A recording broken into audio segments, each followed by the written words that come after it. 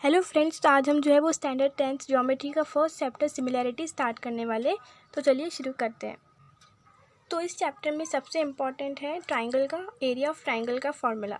ठीक है, तो यहाँ पर एरिया ऑफ ट्राइंगल का फॉर्मूला क्या है, 1/2 इंटू बेस इंटू हाइट। ठीक है, फॉर एग्जांपल यहाँ पर एक ट्राइंगल है ABC, उसकी हाइट है AD और बेस है BC। तो हम कैसे लिखेंगे, अगर इसका एरिया निकालना होगा तो हम लिखेंगे area of triangle ABC is equal to 1/2 into base क्या है इसका BC और हाइट है AD। ठीक है, तो यहाँ पर फर्स्ट टॉपिक है ratio of areas of two triangles के एरियाज़ का रेशियो कैसे फाइंड किया जाता है वो यहाँ पर हम सीखेंगे। ठीक है, यहाँ पर हमारे पास दो ट्राइंगल दिए हुए ABC और PQR।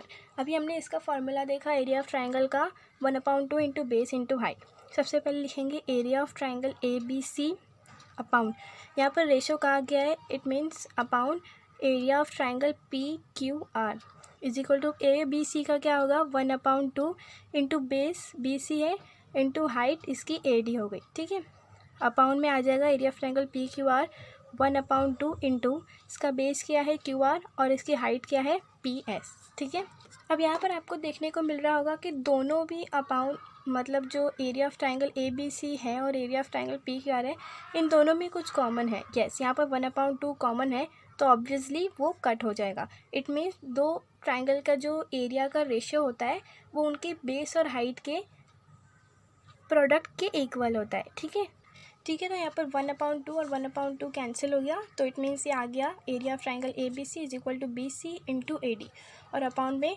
QR into PS।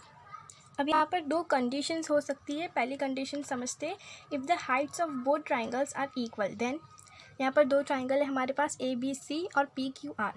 ABC की जो हाइट है वो H से डिनोट कर रहे हैं यहाँ पर, और PQR की भी हाइट H से कर रहे हैं। ठीक है, और इसका बेस है BC, इसका बेस है QR। तो हम दोनों के ट्राइंगल्स के एरियाज़ का रेशो निकालेंगे।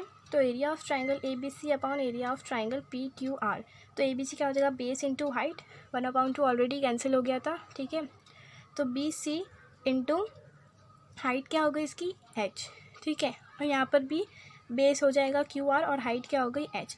तो यहाँ पर सिंपल, यहाँ पर जो है ये H कट हो जाएगा, तो ये जो है ये BC अपॉन QR हो जाएगा। अब यहाँ पर सेकंड कंडीशन समझते हैं, if the bases of both triangles are equal, then यहाँ पर दो ट्राइंगल है ABC और APB। ठीक है, तो यहाँ पर दोनों का रेशियो लिया है एरिया ऑफ ट्राइंगल ABC और एरिया ऑफ ट्राइंगल APB।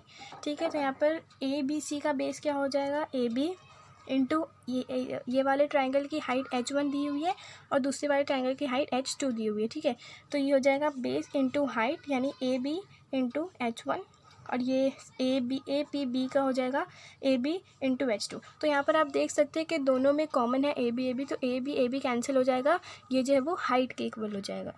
तो यहाँ पर तीनों कंडीशंस को समझने की कोशिश करते हैं। Ratio of areas of two triangles is equal to the ratio of their products of their bases and corresponding heights. ठीक है, दो ट्राइंगल्स के एरियाज़ का रेशियो जो है वो उनके हाइट और बेस के प्रोडक्ट के इक्वल होता है। ठीक है, सेकंड कंडीशन है areas of triangles with equal heights are proportional to their corresponding bases. दो ट्राइंगल्स की हाइट अगर इक्वल होती है तो उनके जो एरियाज़ का रेशियो होता है वो बेसिस के करस्पॉन्डेंट होता है। ठीक है, areas of triangles with equal bases are proportional to their corresponding heights. मतलब अगर दो ट्राइंगल्स के एरियाज़ में उनका बेस इक्वल है तो वो जो ट्राइंगल एरियाज ऑफ ट्राइंगल है वो इनके करस्पॉन्डिंग हाइट्स के इक्वल हो गए। अभी आपको समझ में नहीं आ रहा होगा, लेकिन जैसे हम प्रैक्टिस सेट की तरफ बढ़ेंगे आपको सब ईजीली समझ जाएगा। देखिए, यहाँ पर मैंने आपको समझाने की कोशिश की है। एरिया ऑफ ट्राइंगल ABC, ठीक है, is equal to base into height. 1/2 जो कैंसिल हो गया तो उसको नहीं लिखना है, बेस इंटू हाइट। इसका बेस क्या है, इसका बेस है BC और हाइट क्या है AD।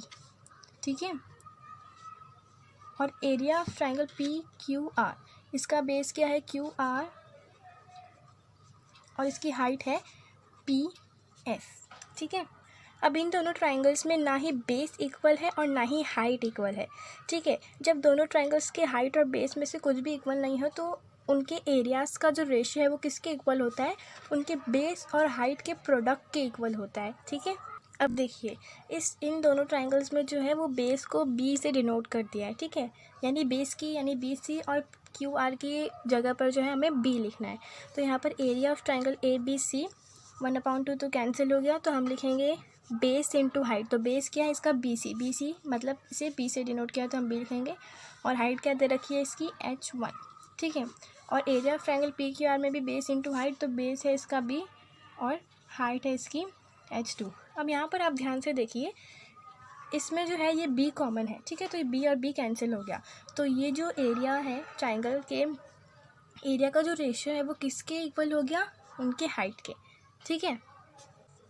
ठीक है, अब इस वाली कंडीशन में जो है वो दोनों ट्राइंगल्स की हाइट सेम है लेकिन बेस डिफरेंट है। तो area of triangle A B C is equal to base into height, और area of triangle P Q R, इसमें बेस क्या है B2 और हाइट है H। अब इन दोनों में जो है वो हाइट इक्वल है तो हाइट कैंसिल हो जाएगी, तो ये दोनों ट्राइंगल्स के एरियाज़ का रेशियो जो है उनके बेस के इक्वल हो जाएगा, ठीक है।